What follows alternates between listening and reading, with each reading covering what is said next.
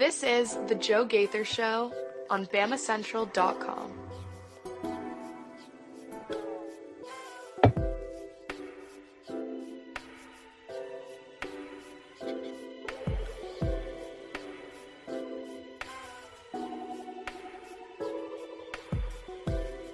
Good morning, Tuscaloosa, Internet World, West Alabama. How we doing today on this Wednesday, the last hump day in February? I hope you guys made the most of February because it's almost gone. We're live here in the Derek Daniel State Farm Studios, the Joe Gaither Show on BamaCentral, BamaCentral.com. I am Joe Gaither. You are the listener checking us out on Spotify, Apple Podcasts, and on Amazon. You're viewing us on BamaCentral and on my own social media machines at Joe Gaither 6. We appreciate everybody who's tuning in and jumping in on their favorite platform. We're live Monday through Friday, 8 a.m. in the Derek Daniel State Farm Studios. We appreciate everybody who gives Derek Daniel a call. He saved somebody a lot of money yesterday, so you can be next. 205-758-3391 for all of your insurance needs. Like a good neighbor, Derek Daniel is there. Call and see how much Derek could save you today. We're in the Derek Daniel State Farm Studios, and we're going to have a lot of fun today. We're going to jump out to the voicemail line here pretty soon, right off the bat, actually. But before we do that, we're going to welcome in my friend Mason Woods.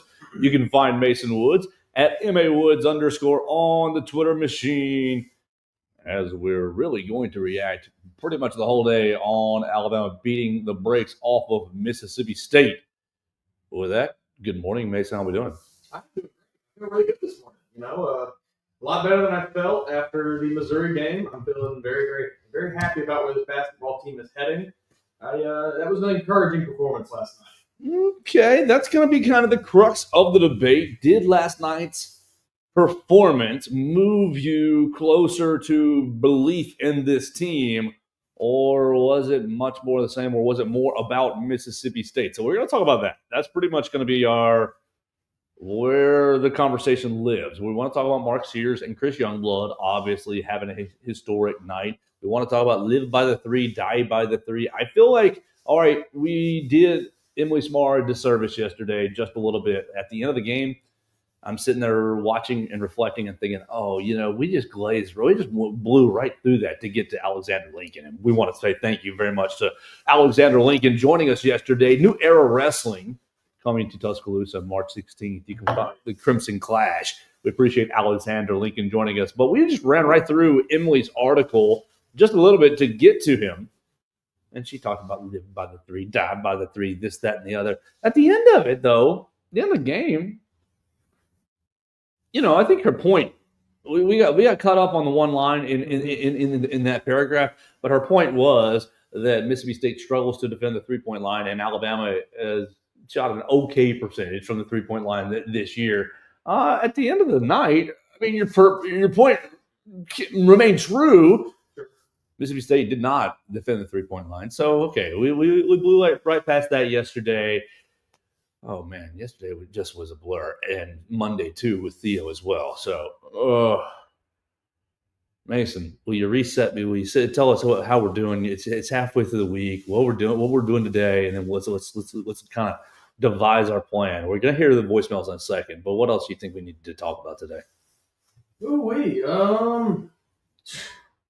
I'm really so caught up on this basketball team. I understand Mississippi State shot very poorly last night. Keep going. We'll get into that. There are some. This is not solely just Alabama played the best performance we've seen from any team in college basketball this year, but they did play extremely well in this game. They defended for the first time in weeks. They shot the ball extremely well. They were moving around good on offense. People were cutting to the basket. Guys were making plays. People were getting assists. Overall, I was very, very impressed with what they were able to do in this game. I think for the most part, I don't know exactly what Josh Hubbard finished with, but I don't think he had a whole lot. Not a good night. He ended up getting 21 on 8 of 22 shooting, 3 of 12. Points, so. Yeah, 3 of 12 from beyond the arc. So, you held their scores in check for most of the game until it kind of just got down to the end there, where everybody was just throwing up shots trying to make anything happen. I was very, very happy with this game. Other than basketball, I was mostly focused on this yesterday. We had a little bit of recruiting news. Alabama lands in the top 10 for a 2026 edge rusher, but as we've said multiple times, let's be honest, that really doesn't mean a whole lot at this point. There's a whole calendar year left until those players make their decisions, basically. So probably gonna have a little bit more news on that. But Trent Henderson did name Alabama in his top 10 yesterday, so it was a little interesting. Trent, we love you. Come on with it. 6'5", 220 pounds. 6'5", 220. How do you think he stands up with the alpha, Alexander Lincoln? We want to see those guys in the ring. That's what we like. I can see that. All right. Maybe we'll see some good fights on March 16th. This triggered me while you were talking. Kalen DeBoer talking to Pete Nakos. We'll get to that because he did discuss the spring game. We have been making the spring game a conversation part of the show. You can call the show 205-462-7340 extension 800. You can leave us a voicemail anytime. Right? Anytime you want to leave us a voicemail, you can. And when we are live, we're live at 8 a.m. Monday through Friday at the Derek Daniel State Farm Studios. You can call the number and jump on the show if you want to. Let's go right out to the voicemail line. Get your reaction to last night's basketball game. What is up, guys? It is back again with the halftime thoughts of the Alabama-Mississippi State game. Due to superstitious reasons, I have absolutely nothing to say about the offense nor the defense. Roll Tide. Okay, let's pause it right there. That's perfect. This is a great way to utilize halftime call-in feature. Yeah, that's right. That's Dax calling. And look, we'll protect your anonymity if you want it that way, but he identified himself. Dax calling right there in perfect place. Let's pause right here because what were you feeling at halftime last night, Mason? I think him saying it really does sum it up pretty well. They were playing so exceptionally well that it was just like no one move a muscle or something might change. It was like everyone stay seated exactly where they're at. Don't change the volume on your TV. Don't go get a drink. Don't go get a snack. You're locked in because this team is locked in right now and nothing needs to change. So, he didn't say anything, but he said a lot. The first half, you're 11 for 22 from beyond the arc. 11 for 22. Oh, that's why it's in my ear so loud because I didn't turn it down from yesterday in my ear.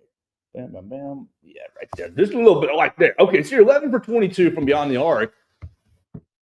But that was. I mean, that's what everybody's going to look at. But to me, what was so exciting about the first half? Flip on over to your Mississippi State page. Visitor stat, first half stat box, points per possession, 0.75, and I think that's higher. That must have been adjusted because at halftime I wrote down 0.69. Nice, really, really good. What they showed you last night is the reason I'm so angry all the time. It's the reason I am just so outside of my own brain because I know you can play defense. I know it's possible.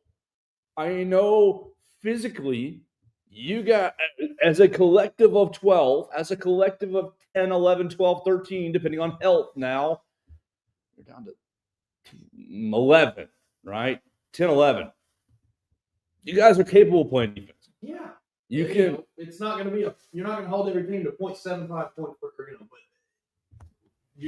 you certainly shouldn't be allowing teams to get 1.2, 1.3, even higher. It was the grittiness. You're cleaning up the glass. You out-rebounded at Mississippi State last night on the whole by 2, I believe. But you just really – I don't know if it – right. I don't know if it, like, the other side of the coin is, the non-crimson colored glasses is, Mississippi State only had one good player in Josh Hubbard. But that's not really the case. They're in the SEC. They're in the top 25. They are a really good team. That's a quad 1 win.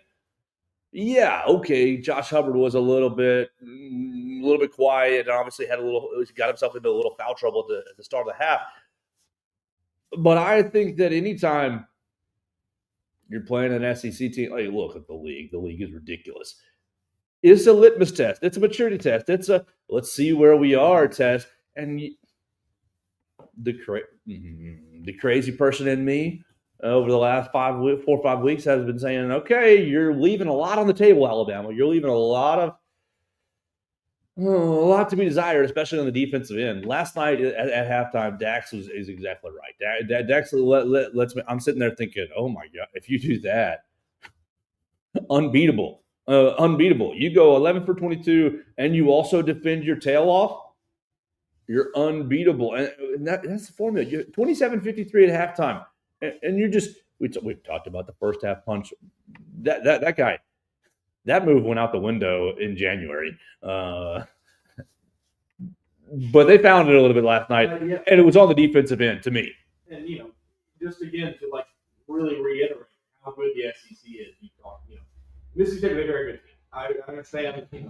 The SEC. You look at Auburn, you look at Tennessee, teams at the top, Alabama, Mississippi State top there. They're falling down. They're sitting 7 and 8 now. The whole league is very good, top to bottom. Florida last night goes out and loses to bottom dweller Georgia. So you just have every game that you play in this conference schedule is a test on how strong you are. And Alabama, passed it with flying colors. They taught the class themselves. But that's what's so infuriating. Yes. Granted, Joe has bad emotional control. So, all right, we have poor emotional control combined with unrealistic expectations, and I have been infuriated all year long thinking, Mark, Grant, Cliff, you're an old man. Chris, Youngblood, you're an old man. Latrell, before you got hurt. Come on, guys. Isn't this what you all came to Tuscaloosa for? To win to put a championship effort together? Now, you still can do that. They came here to win a title. They didn't come here to beat. They didn't come here to beat Missouri in a midweek game or beat Mississippi State in a midweek game. They came here to go compete in that 64-team tournament. That's what they're gonna get there. I'm the irrational one who's. Would you let this one game slip? Could have been Players Era Festival champions. Sure. Would have been cool. But look at where Oregon is now. I don't even know. I think they're struggling. Not good. I don't know. They're a tournament team, but I don't think that they, they've fallen off a little bit since then. So, on one hand, last night was so encouraging. Oh yeah, you got the mojo back. But on the other hand, if we're sitting here on the therapist couch, Mason, on the other hand, my brain is going, why haven't you been doing this all year? What in the world? Would we rather than have done this all year, only to yes, hit a flat line right around this point of the year where it's all right? We have plateaued now, or are we? It is frustrating because we see it now that they could have been doing this the entire time. But the name of the game to winning a national title in college basketball is getting hot at the right moment. You find a hot streak at the end of the year and you ride that thing to the end. It is not typically the team that is just the best all year. Sometimes that happens, sure. But more often than not, it's someone else who gets a hot streak right at the end of the season to go and win them 6-7 games, however many it is. Well, Coach, whatever buttons you were pressing last week, just write that formula down in your notepad. Yeah. Let that bad boy out. Whatever. The defensive effort is the difference. Last night everybody's going to talk about the shooting, and the shooting was absurd. It was amazing. But the defensive effort was the difference. And, okay, second half fell off a little bit. You ended up giving them 46 points. You beat them in the second half by 12, 46-58.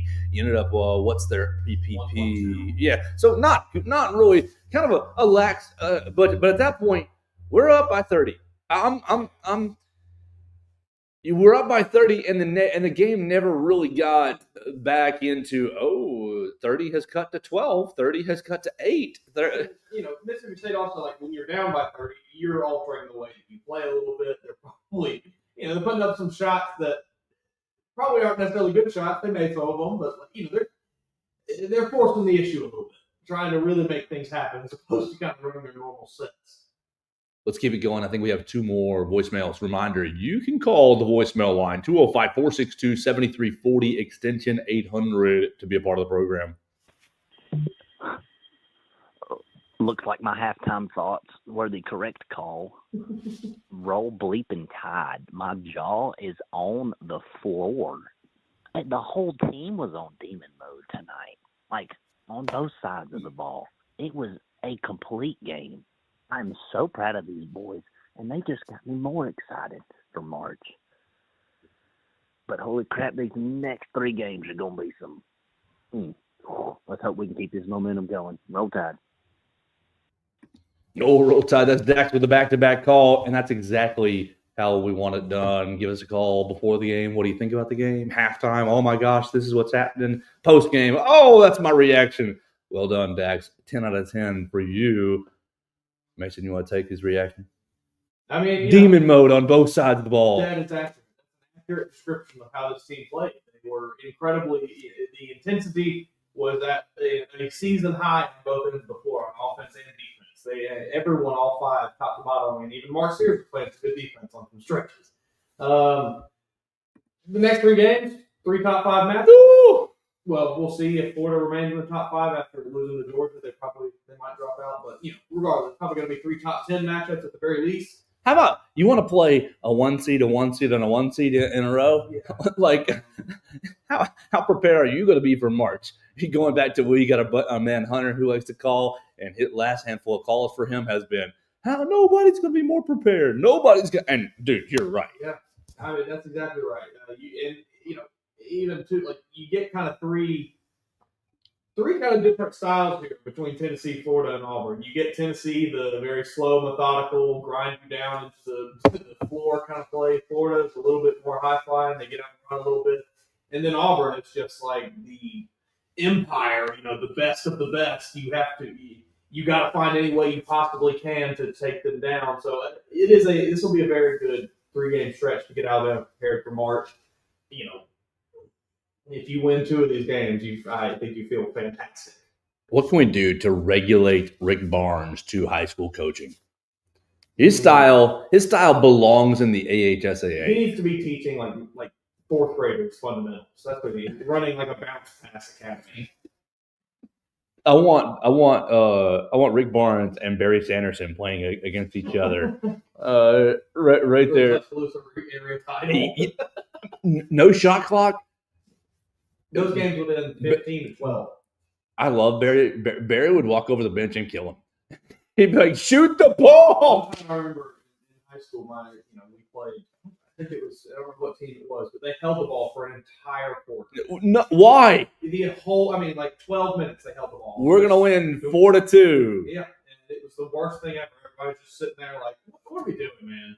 Yeah, what a shot clock in high school sports. In high school basketball. Like at that point, you're sending somebody. Coach Joe at Gaither U is sending somebody off the bench. Elbow. Hey. Look. I'll buy you ice cream. I'll deal with the principal. I'll deal with the administrator. Elbow to number 12. Don't take that bad boy. Golly. Send them a message that we're playing a game here. Yeah, no, I hate that so much. I cannot just cowardly way to coach. I feel like. But to that end, Tennessee, I hate watching them play. Because it's just that, but like there is a shot clock, so they can't hold it as long as they want to. But damn it, if they could, they would hold that ball for 20 minutes in the first half and 20 minutes in the second half. It's just, and I don't like watching the NBA much either for almost the same reason, but in the opposite end of the spectrum, where it's so much on the other side of just everyone is sprinting at max capacity, and we're jacking up as many 50-foot threes as we can. You got to find that happy medium. But yeah, Tennessee's unbearable. It is like paint. It's just awful.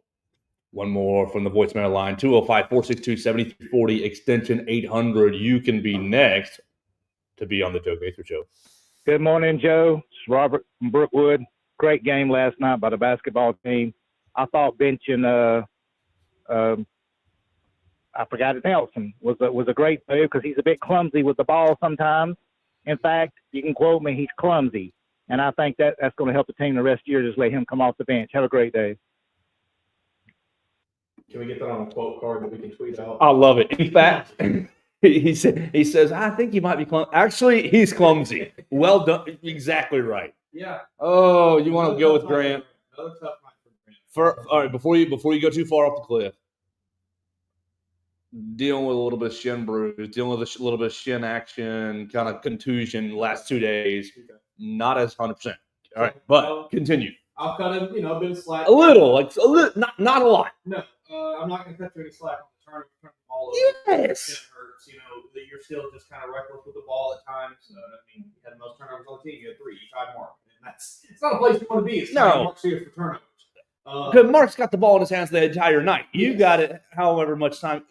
Keep going. Possession, maybe. So, you got your 7 rebounds, which was great, but only one of those were on the offensive end. So, again, you're not really affecting the game a whole lot. I don't know if it's just the team kind of around him. They've been shooting so well lately, and the offense has been flowing, has just kind of found a way to succeed without his input a little bit.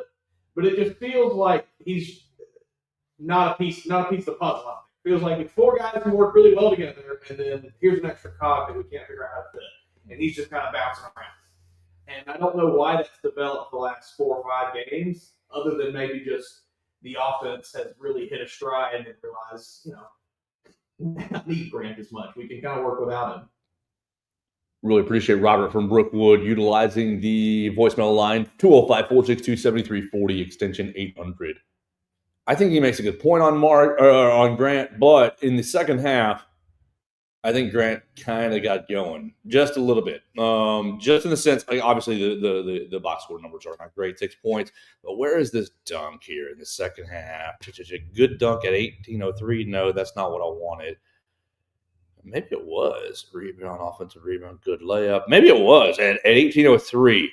18:03 in the second half. Marcus is driving down the lane and kind of gets caught on the baseline, and it's Grant cutting through where Mark finds him, and it's a two-hander where he just. Kind of had the same action with Cliff a little later. Yeah, right, exactly, and I take us back 2 weeks ago. Grant Nelson, I'm jumping from inside the 3-point line to try to like a career highlight.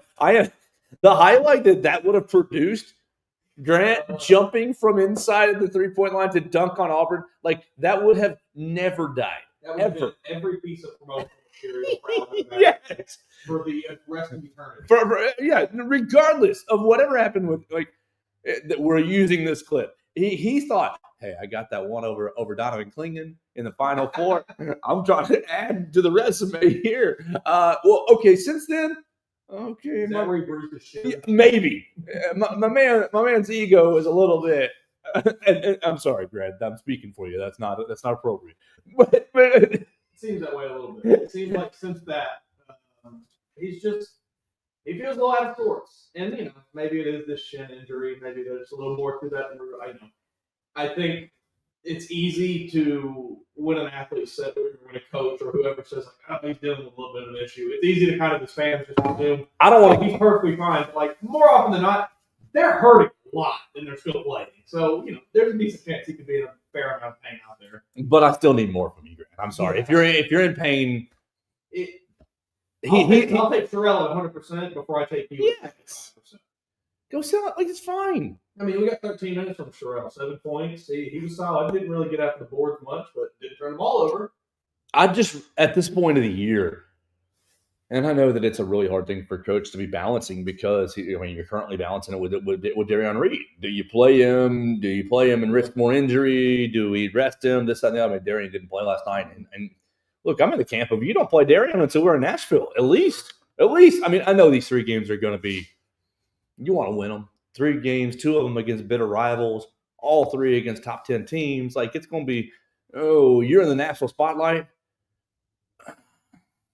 But just, I think you got to look at the big picture. Yes. My deal with Grant. To win a bunch of games in the regular season, but the end game is title. My deal with Grant last night when I knew that something's not quite there, right? He passed up not 1 but 2 wide open 3-pointers to pump fake and drive, and both the drives ended up in like pitter patter. Like one of them was he got knocked out. He got knocked out of bounds on the baseline, and he looked at the officials like, "Where's the foul?" And they didn't call it, a turnover.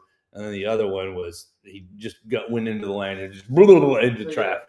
So maybe that injury is kind of taking away some of his explosiveness a bit, his ability to get after it and kind of work through some of that contact. I just don't want him passing up those shots. Hey man, you're there. That's what the offense is there for. Yeah, just take the shot. Whether Cliff's down there, he can rebound. Maybe we got Darren down there or something. They can rebound. I don't want to see anyone on the team passing up any open shot because if you're passing up an open shot, you're just extending the time. You're holding the ball, thus clogging up the rest of the game and making everything move slower. So, yeah, get the shots off again. Mason, let's take a quick timeout to talk about Derek Daniel and State Farm. Well, I get to my sheet right there. Boom. We're live in the Derek Daniel State Farm Studios. You can call Derek Daniel and his team at 205-758-3391 for all of your insurance needs. Red, Reese, and Victoria, they're upstairs. They'll be happy to take care of you right now. You can give them a call, 205-758-3391. Call for your home insurance, your life insurance needs, your auto insurance needs. I mean, that's the easiest one. You want to change a vehicle, call to run a quick auto insurance quote on the vehicle you're buying. Really, really easy. Red, Reese, and Victoria will be happy to take care of you. 205-758-3391. You can visit us right off of McFarland Boulevard. Local agent. We're right here in the heart of town. So easy to find, just past the Rustic Rehab on the left. Call and see how much Derek can save you today. Once again, that number, 205-758-3391. All right, we're going to hit the voicemail line. We're going to play all the way through one more time, just to kind of thank you, and then we're going to keep going on this basketball team. Oh, I might want to rewind it to the very beginning. What is up, guys? It is Dax back again with the halftime thoughts of the Alabama-Mississippi State game. Due to superstitious reasons, I have absolutely nothing to say about the offense nor the defense. Roll Tide. Roll Tide. Roll Tide.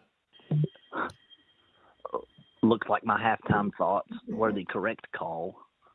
Roll bleeping Tide. My jaw is on the floor. The whole team was on demon mode tonight, like on both sides of the ball. It was a complete game. I'm so proud of these boys, and they just got me more excited for March. But holy crap, these next 3 games are going to be some. Let's hope we can keep this momentum going. Roll Tide. Good morning, Joe. It's Robert from Brookwood.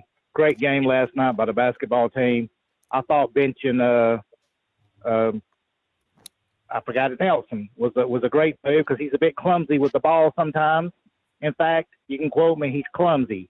And I think that's going to help the team the rest of the year, just let him come off the bench. Have a great day.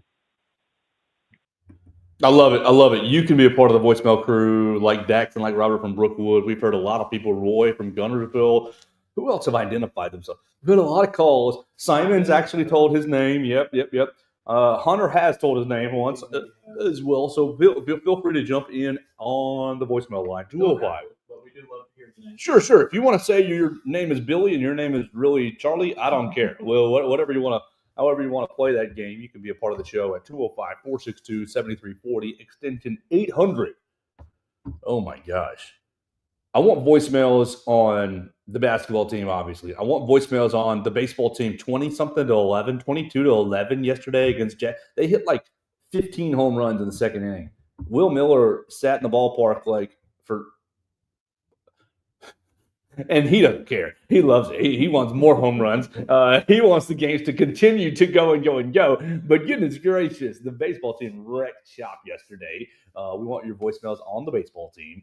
And I want your voicemails on this article with Pete Nakos talking about Kalen DeBoer. Let's keep pushing that off for a second because we just dealt with the voicemails and we reacted to those. I really appreciate that so much. I want to ask you about Mark and Chris to quantify what you just kind of quantify. I mean, and the team doesn't have Latrell. I mean, goodness gracious, that's what's so just ridiculous about the team. Well, look at Aiden. Aiden at 13 points. Oh, you had a bad shooting night at 3 for 7 from behind the arc. Like, oh, what is it? What's 3 for 7? That's like 35, 38%, something like that. Okay, you're taking that all day on your bad shooting night. Mark 5 of 12, Cliff 7 of 11.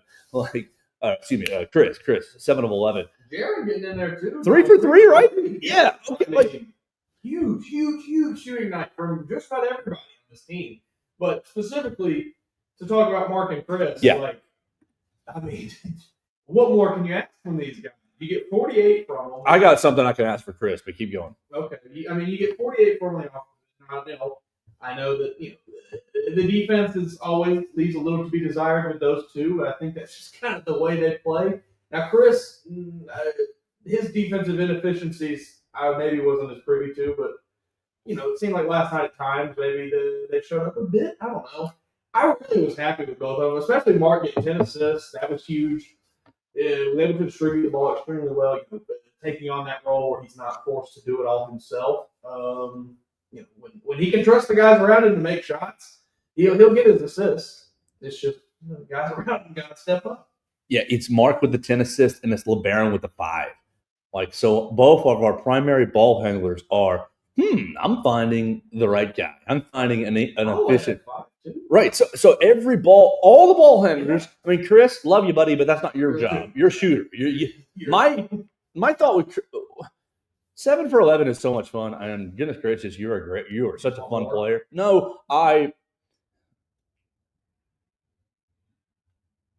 This is my boomer. But can I get you to the rim once?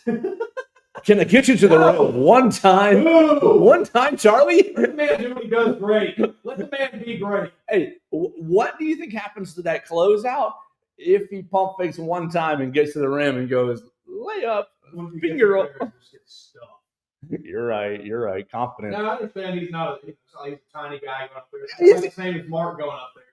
You're a player. You can get in there. But it's also not Jared going up there or Grant going up there, That's my only, if you say, give me one note, one thing you want more for, it'd be like, I guess I'm nitpicking, but I want him to get to the rim.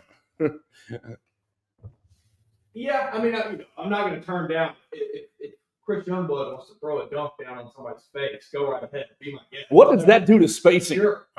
But also, I mean, if you want to go 7-11, sit your ass out there beyond the arc, keep shooting threes. Beyond the arc? That is from the parking lot. The whole team was shooting from Gordo. Oh man, it's awesome. I'm over in Greensboro, you're over in Gordo, I'm up in Northside. Like, it was just. Have you looked at the shot chart since? No. While I ramble, go to ESPN, hit the GameCast button, and scroll down and look at the shot chart. You'll see one of these 3-pointers that's like right next to the Alabama A. It's one of the marks, and it's like, oh, that dot's a mark 3-point. Like, and Nate's just over there. Keep going. Keep shooting. More. Driving. He gets a timeout. Oh, I got a buddy. Look, Troy, you called.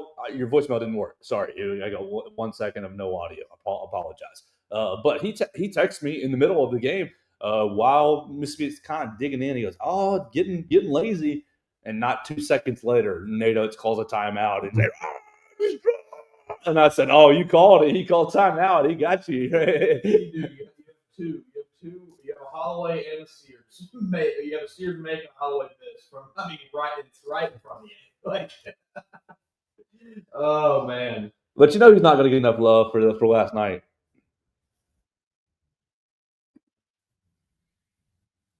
Jared? No, see, they're not going to give enough love to my. We love Mark Sears and his double. Yes, if you get a double, you need to be on the love train.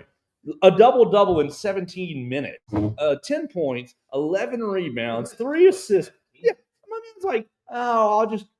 At one point, he had played 5 minutes and he had 5 rebounds. Five rebounds. What was it? 5 rebounds. It was 5 points in 5 minutes. That's what it was. 5, 5, and 5. That's what I wrote down. I was like, this is smart plug.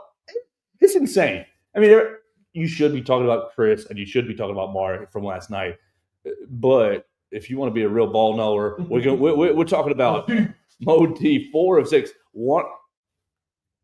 You gonna tell me Mo Diabate becomes a 30% 3-point shooter? Becomes even that. I mean, last night is 50%. Sure. But you're gonna give me at least 30% from.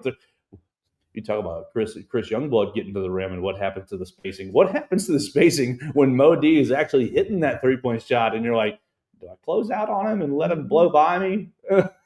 Or that opens a lot of things up for this team. Both of those players doing those things, getting out of their comfort zones, I guess. Yeah, just working on the inefficient part. Yeah. Mo D was great last night. He was 4 for 6 from the field, 2 for 3. He hits his one free throw at the line. I have no complaints with what Mo D. He didn't turn the ball, or no, you got 2 turnovers, but hey, it's okay. 2 turnovers. The team as a whole 11. Yeah. So 12 or fewer. Bing, bing, bing, bing. Well done. I didn't realize. 17 minutes not played. It's not like he was limited or anything. But that's not a ton. I didn't realize he had, only played that much. He was as effective as he was. I felt like he was on the floor longer. There's something to that. We talk about the 3-point shooting. Yeah. Sherelle for sure playing. But the 3-point shooting percentage was insane last night. I believe it all ties into what you're getting at with Mo D and his minutes. Coach was asked about road versus home 3-point shooting, and remember we have talked about this year. Yeah. Not really playing as good at home as you are on the road. We hypothesized that thank you. We hypothesized that maybe maybe getting a little frou-frou at home, maybe a little mom and dad time, a little girlfriend time, this, that, and the other, maybe too many tickets to worry about. Well, Coach Oates, his narrative said, no, Joe, you're a dummy. Not really, but he said, no. What I think is, or his hypothesis was the fellas are getting too many shots, are getting too many minutes, are in the gym too much. And allegedly, they didn't lock the gym, but essentially said, hey, these are the times this week, guys. This is what I want from you. 5,000 shots is great, but maybe 1,000 shots is better. And, normally I would say that just sounds like nothing more than coach PR talk, but they backed it up with a performance. So maybe there's some credence to that. Absolutely. And so to your point, you were talking about Mo D playing 17 minutes. Maybe it's we know that his when he's in the game, the pedal is on the floor. The pedal is literally on the floor. As soon as he steps on the floor, 100 miles. That brick is on the pedal. So we got to make sure that we're going to take you out a little bit. Make sure we save some of that gas for some of these 3 games. Yeah, no, I can see that certainly. I do want to talk about Sherelle. Please go. Please. I have sung his praises for a while because I think he is just so close to getting there, and he got his extended period of play like I was hoping for last night. I think I had mentioned he needs kind of just a stretch where he gets to play 4, 5, 6 minutes. It's solid, and I think he got that last night. He got 5 minutes in the second half when they were up by 30. He didn't do a whole lot. He got his 7 points, so he got his threes off. That's for sure. He shot 4 of them. He did make 1. But I think he played the last 5 minutes of the game, 5.5 minutes of the game. I think he continues to just look more and more comfortable out there now. It wasn't garbage time, so take that as you will. But I think having him look more and more comfortable is going to help this team a lot in the tournament. If you can have another option that you can throw out there. Oh shoot! I do have a phone call. You want to try to see if we make this work? All right, I'm gonna click that. Hold on, caller. Give me 2 seconds. Let me make sure that I get this dialed in correctly. I'm gonna click that. I'm gonna click share screen. I'm gonna click with that guy, like so. Hello, can you hear me? Oh, yes, I can. Welcome in. This is the Joe Gaither Show. Who's on the line? Oh, perfect. Blake, what's going on, man? Welcome into the show. Thank you. Look, second caller ever, and it's going a lot cleaner. Thank you so much, Blake. How you doing?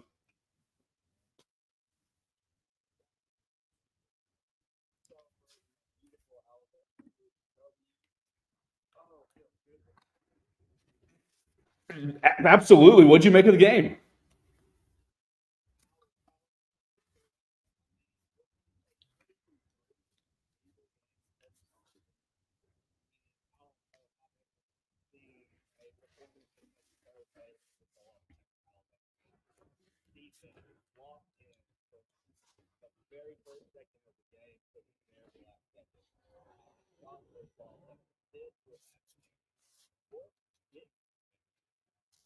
Blake, how long would I have to give you in Coleman Coliseum at unlimited basketballs to make 22 3-point shots? Empty gym, but you get as much time as you want. How much time does it take to make 22 3-pointers?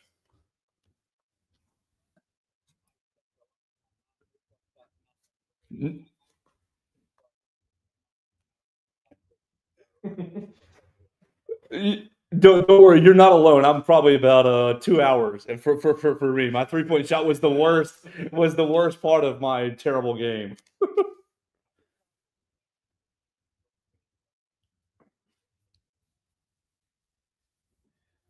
So, obviously a lot of great things happened last night. We felt good about the performance, and we did mention, one slight negative of the game, and I want to ask you how you think, or if you think Alabama really has an issue there.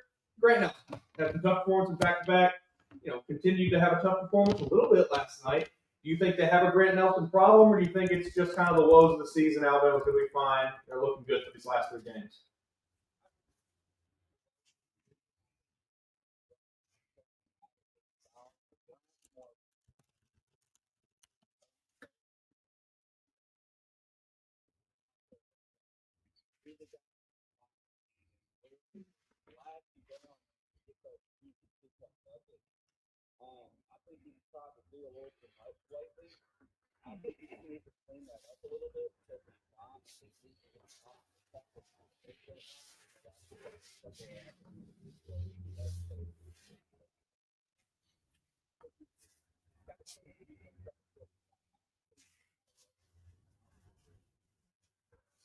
All right, so Blake, the question to lead the program was: did last night's performance do anything for you as far as making you more confident in this basketball team?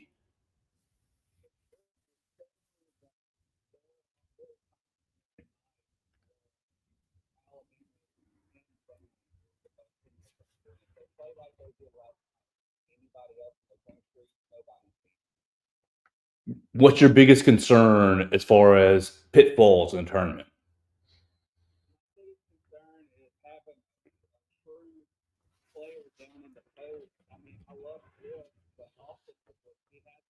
Mm-hmm.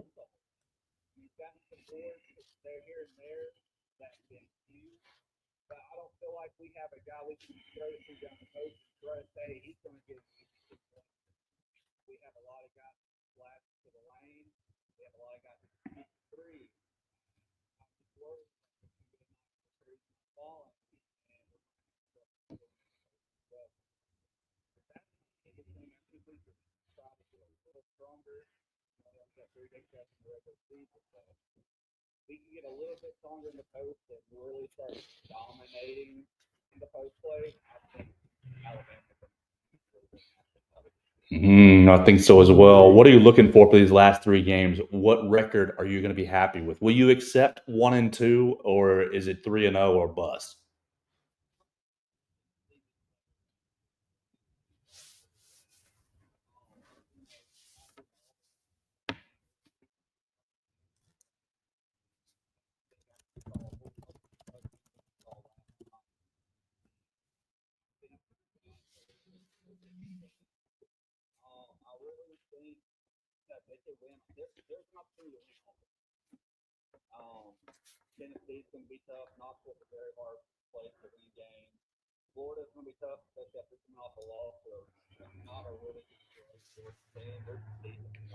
Scranton.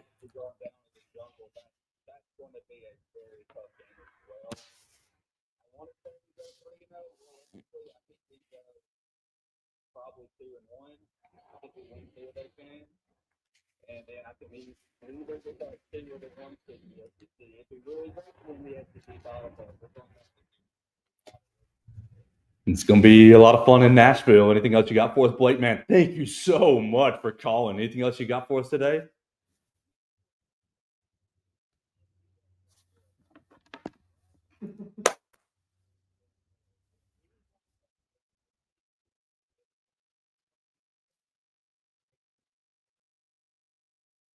Absolutely. Blake, you're the man. Thank you so much for giving us a call and trying us out on the hotline. Thank you for your call. Absolutely. That's Blake joining us on the Joe Gaither Show hotline. We're getting a sponsor for that hotline. We will. You can sponsor that hotline. It's going to be more than you can afford, but you can sponsor that hotline at 2. Oh, I think that was the Zoom hanging up and back. What was that noise? What was that noise? The perfect man. 2 seconds. I'm sorry. 2 weeks ago, we had a live. We set this phone line up like a month ago. We've had a bunch of voicemails, and if you've been on the voicemail line, I love you very much. 205-462-7340, extension 800. Makes me very, very happy. 2 weeks ago, we took a live call. James called in, old colleague, great friend, and the sound wasn't really that clean. It was okay. It wasn't that clean. At least from my end, that was 1,000 times cleaner. Thank you, James, for calling 2 weeks ago, but thank you definitely, Blake, for calling again now, letting us keep testing our system, stress testing if our equipment worked correctly or not. That's yeah, that made me feel real good. Thank you, Blake. Yeah, absolutely. Let's go right there. What do you expect these last 3 games, Mason? I like the 2-1, and losing to Tennessee. That's my thought. Was thinking also weirdly, the Jungle, strangely, I think they can go there and win. Better run through the jungle. I feel don't look back again. I imagine they'll get up for that game. I think they will be ready to play. I think they learned a lot from that first Auburn matchup. I think Nate Oates will have them ready to play for that game because, he knows not only like season-wise what will be on the line, but like the team's mentality. Getting swept by a rival sucks. Nobody on the team wants to deal with that. So I think they're going to do a lot to really try to win that Auburn game. But they might overlook Tennessee in the process. I don't know. It's those road games that make I think you're beating Florida. I'm pretty comfortable with that. I feel good that you're beating Florida, and I just feel like I don't see Nate Oates losing to Auburn twice in the same season. Maybe he does, but I would think that that he's going to do everything in his power to ensure that does not happen. Whereas you may not have exactly the same attitude for Tennessee. You maybe just have the attitude of like, yeah, we want to go win this game, but it's not going to be like I'm fighting tooth and nail, scraping the ground to try to get this win because you don't have quite as much on the line there. Obviously it's a regular season loss, but there's so much more that comes with that Auburn loss from the team mentality standpoint. I don't know. All right, I'm only giving you one victory, right? You get to choose. Is it at Auburn for a share of the regular season title, or is it against Auburn in the SEC tournament in Nashville for whether that be semifinal win or championship? But you only get one of the wins against Auburn. Yeah. You got to take a loss in the other one. Which one are you? I'd probably take the win in the regular season. Okay, I was going to go say Nashville. So why? You lose in Nashville, you're still going to the tournament. Now you're a scoring team going to the tournament. You're angry that you just lost to Auburn. So I think it gives you an extra motivating factor. Whereas otherwise, if you go out and win the SEC championship or SEC tournament, I don't think the guys are going to necessarily get complacent, but they maybe don't have as much to motivate them. Yeah, I was going to say Nashville because I don't want to share a title with them. I don't want to share an SEC regular season championship. Now winning in Neville Arena. Oh, no. Blake just messaged me. I went back and tried to listen to the conversation. You can't hear it on the stream. Oh, man. Yeah, I wonder if I have a setting incorrect. Darn, it sounded so clean, too. It sounded so clean on our side, too. I bet you I know exactly what I did as I'm looking at this. Oh, my gosh, Joe, you big old fail. All right. Well. Call back tomorrow. That breaks my heart. Oh. All right. We'll reset and finish up. We need to tell you about our friends. We're live in the Derek Daniels State Farm Studios. Call Derek and his team, 205-758-3391. We'll keep playing with that, with our phone line. Use the voicemail line, 205-462-7340, extension 800. We're not going to talk about Kalen DeBoer today because there's going to be plenty There's going to be plenty of tough stuff to get into tomorrow. We'll talk about Kalen DeBoer, Pete Nakos, the A-Day alteration. It sounds like it's definitely... They took our idea.